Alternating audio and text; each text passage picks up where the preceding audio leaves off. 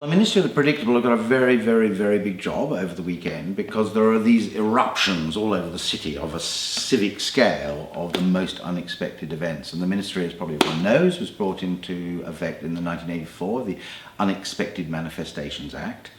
And their job really is to try and keep a handle on unexpected things doing and keeping people, in order.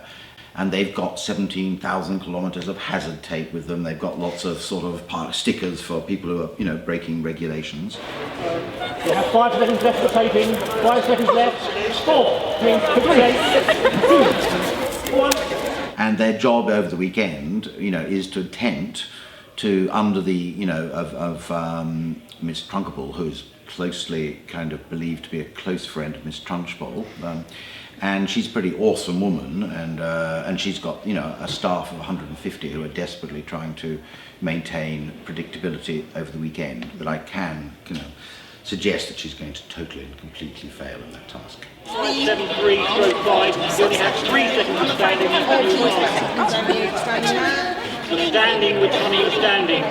Authorising. And I think what you're watching here is some very early rehearsals, just as people sort of get used to being bossy and officious.